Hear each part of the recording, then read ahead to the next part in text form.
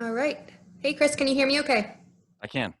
Awesome. Well, thank you for taking the time to join us. We're now joined by our race winning crew chief, Chris Gabehart, for the number 11 Joe Gibbs Racing Toyota. Chris, can you talk us through what it was like up there on the pit box as the laps were winding down? Yeah, it was a long and crazy race. I'm sure it was long and crazy to watch, but we had a really fast car. Obviously, the first 25 laps was able to kind of lead and control the race, and then come off pit road there after that competition caution and didn't get in a good spot. And given our points scenario, there was really no reason to be aggressive. Um, so we just rode around all day and kind of waited for people to wreck and take themselves out and waited till the end. Typically these races come down to a bunch of really short runs and, just dodged a few bullets and then woke up in a really good spot to win with plenty of fuel in the tank. And, you get Denny that close to the front of the speedway towards the end of these things, and he's going to have a great shot, and we were able to pull it out. Great. Well, we are going to take some questions here from the media. Let's kick things off with Kelly Crandall. Go ahead, Kelly. Thank you. Hi, Chris. Denny's talked a few times recently about the wins that's gotten away and how much he's bothered by that. Have you had to refocus him at all about what's ahead and Phoenix being the main goal and not focus too much on what's behind?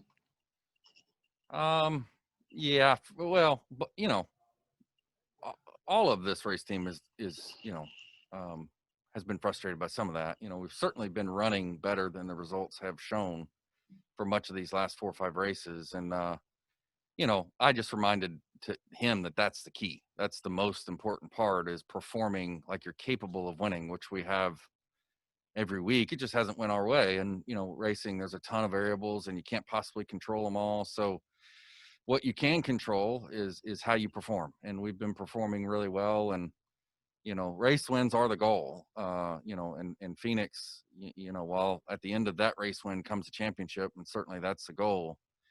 Our goal is to go and win Phoenix, just like our goal is to come and win all these other races. So, I wouldn't say refocus, but, certainly you got to take comfort in we've been running really well and just hadn't been getting some of the results lately.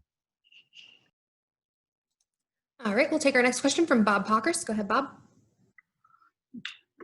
Yeah, Chris, just first off, were you, when you seem to make all these yellow line calls, are you worried at all at the end of the race, wondering, man, are they going to call it on them? Are they not? And what's it like to, I don't know if it's a helpless feeling at all or not.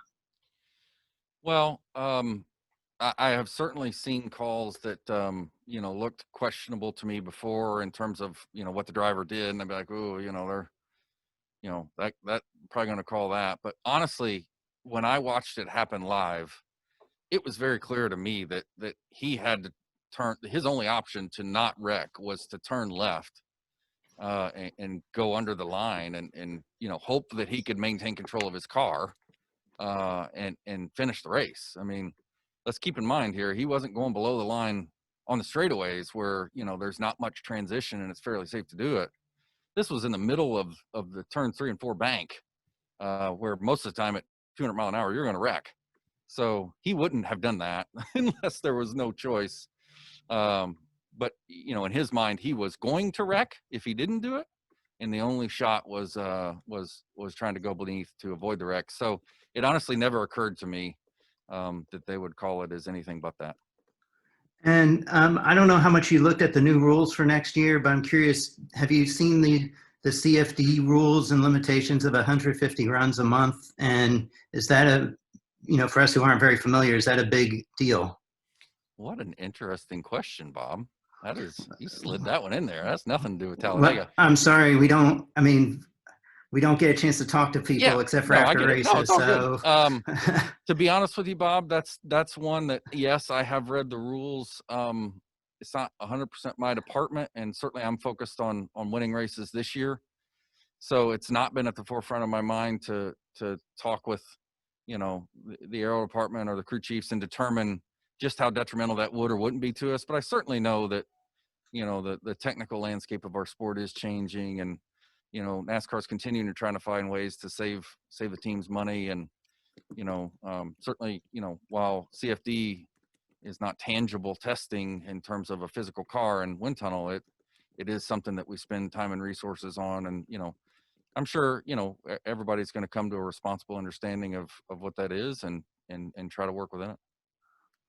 Thank you very much. I appreciate it. Yep. Our next question will come from Mark Garrow. Go ahead, Mark. Thank you. Congratulations, Chris, on another win. Unofficially now 54 playoff points. What kind of position do you feel this puts you in to now survive the round of 8 to make it to Phoenix? Well, second best in playoff points. If the 4 doesn't win, a race, and neither do we, we'll enter into that race, X amount of playoff points behind them.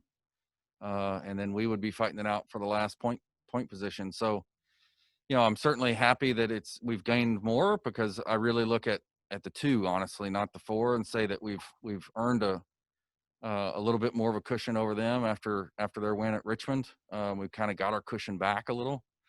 But, I've said all along, in my view, the playoff points, no matter how many you get, serve as benefit to get through the first 2 rounds of the playoffs. By the time you get to the 3rd round, and you're looking at 8 guys turning into 4 guys over the course of 3 races, there's only one playoff spot that will be given to points. And that's too thin a margin to focus on and rest on. So we'll be going into the round of 8 fully expecting to have to win a race. Thank you. All right. Our next question will come from Jenna. Go ahead, Jenna. Hey, Chris. You mentioned you guys you hadn't been getting the results that you felt you deserved. How difficult is that, or maybe it's not, when the 4 team got off to the start that it did? It's not.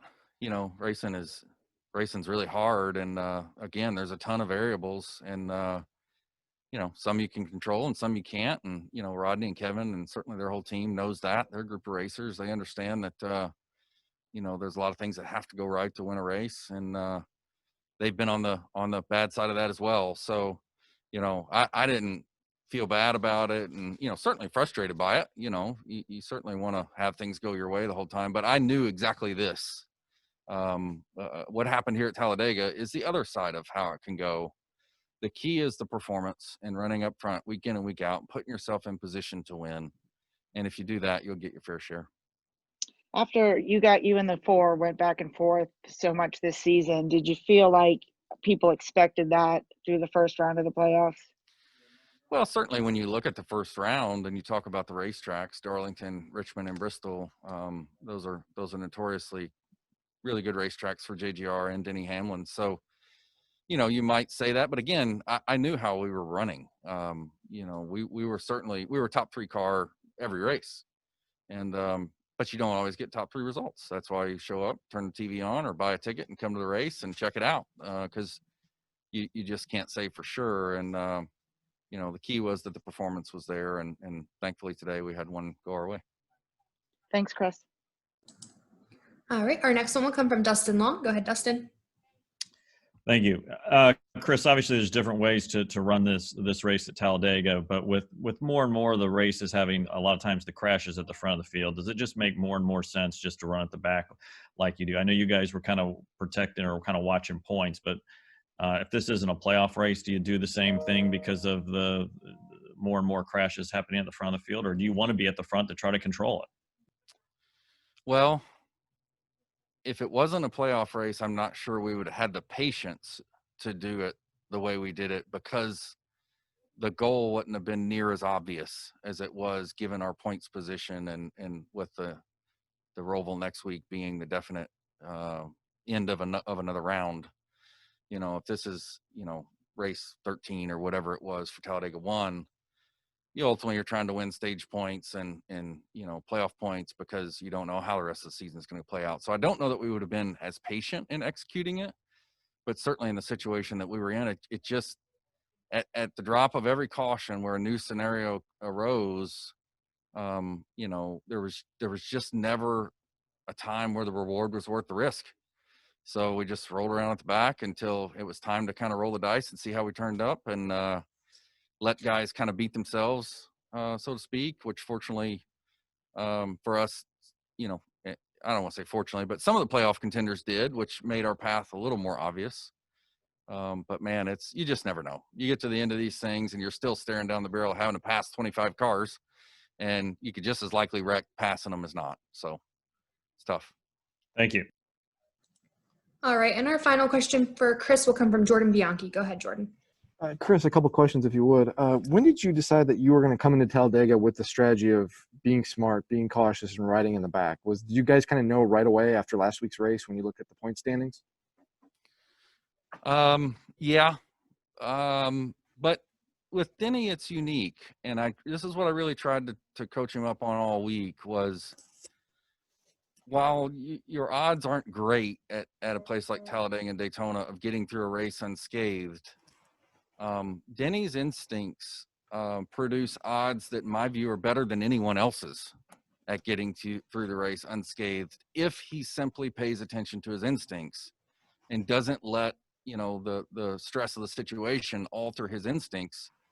And that won't ensure that you get through the end, but certainly in our point scenario, my message to him was just do what you normally do at these plate races, and we will statistically have the best shot of getting to the end of it with a chance to perform. And, lo and behold, that's what happened. So just really proud of him. He's just so smart, and his consistent ability to measure risk versus reward on a second by second basis over the course of 3 and 4 hour races is something that I really wish our sport, and it's any sport, when you're looking at pro athletes, you can't necessarily put yourself in their shoes as a fan of the sport, but it's something I think gets lost in our sport. It's happening at 200 miles an hour. There are no timeouts. You're in this little cocoon with limited information. So to be able to measure risk versus reward as well as he does at these places for that long is very, very difficult to do. Were you having to send him reminders throughout the week of, hey, this is our plan, just remember, kind of put that ingrained in his head? Well, I've said before, that's what I love about working with Denny so much is that, I've had drivers in the past that have less experience, or of less of caliber, or just haven't had the chance to mature yet. So with those drivers, you do have to make sure you stay focused on that, keeping the big picture in mind and sort of staying on task, that kind of thing. And while I certainly take that role with Denny when needed, he is such a sharp professional that, in this scenario this week, I wasn't telling him anything he didn't already know. Last question for me is, as you're seeing this race unfold and guys in front of you are crashing out and it's kind of putting you guys in the catbird seat, are you just kind of laughing, cackling, thinking, we nailed it, this is what we needed to do and we're doing it and it's coming our way? Well, not really. As great as a story as that'd be for me to say, yeah, sure, I had it, we knew the whole time. No, we didn't, because the only insurance it buys you is, at one point there towards the end, or by the early to middle part of the last stage, there were 29 cars left running, I think, and 3 of our playoff contenders had been eliminated from the race, while one of them was the one, so that didn't exactly count.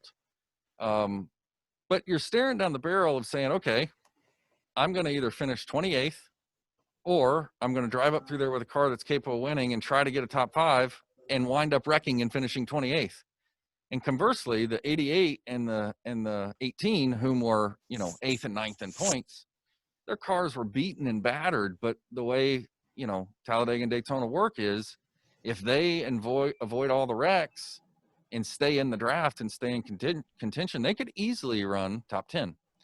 So that's what I meant when I said late in the race, that you can go through such wild point swings here at the drop of a hat.